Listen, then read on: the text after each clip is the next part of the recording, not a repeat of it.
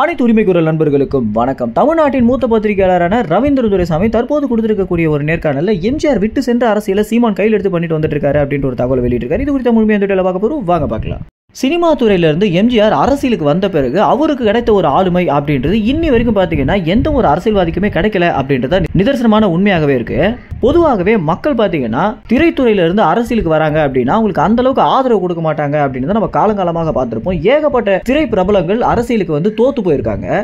ஆனா இதுல ரொம்பவே விதிவிலக்காக இருக்கக்கூடியவர் தான் எம்ஜிஆர், விஜயகாந்த், ஜெயலலிதா.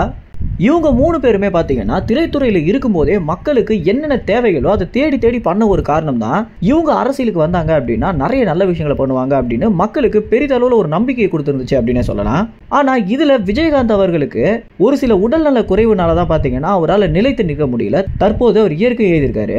இந்த வரிசையில சீமான் அவர்கள் இடம் பிடிச்சிட்டு வந்துட்டு இருக்காரு. இன்னும் ஆணித்தரமான ஒரு இடத்தை அவர் பிடிப்பாரு. எம்ஜிஆருக்கு பிறகு சீமான் தான் அப்படின்ற ஒரு சூழல் தான் ஏற்படும் அப்படின்றதான் தற்போது ஒரு நேர்காணல பாத்தீங்கன்னா ரவீந்திர துரைசாமி குறிப்பிட்டிருக்காரு.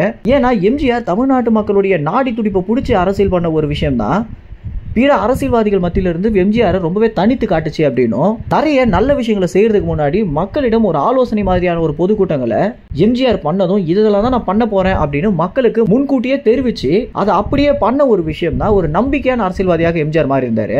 இந்த விஷயத்தை தான் தற்போது சீமானும் பண்ணிட்டு வந்துட்டு இருக்காரு. இன்னும் சொல்ல போனா ஆட்சிக்கு வராமலே நாம் தமிழ் கட்சியும் சீமானும் செய்யக்கூடிய விஷயங்கள் அப்படின்றது எம்ஜிஆர் கூட செய்யாத ஒரு காரியம் அப்படின்னும் சில நாம் தமிழ் கட்சியுடைய நிர்வாகிகளுக்கும் சீமானுடைய ஆதரவாளர்களுக்கும் எம்ஜிஆரோட சீமானை ஒப்பிட்டா சுத்தமா பிடிக்காது அப்படின்றத நான் நிறைய வீடியோ வாயிலாக பார்த்திருக்கேன். முக்கியமாக கமெண்ட் செக்ஷன் முழுக்க என்ன கடுமையான விமர்சனமே இந்த நபர்கள் பண்ணியிருக்காங்க. இருந்தாலுமே எம்ஜிஆர் பண்ண ஒரு அரசியலை தான் சீமான் பண்ணிட்டு வந்துட்டு இருக்காரு அப்படின்றதுல எந்தவித மாற்று கருத்துமே இல்லை அப்படின்னு சொல்லியிருக்காரு. என்னதான் கொள்கை கோட்பாடு வேற வேறையாக இருந்தாலும் மக்களை அணுகும் முறை அப்படின்றது எம்ஜிஆரும் சீமானும் ஒரே மாதிரி தான் கையாண்டுட்டு வந்துட்டு இருக்காங்க அப்படின்றத ரவீந்திரன் துரைசாமி சொல்லக்கூடிய தகவலாக இருக்கு.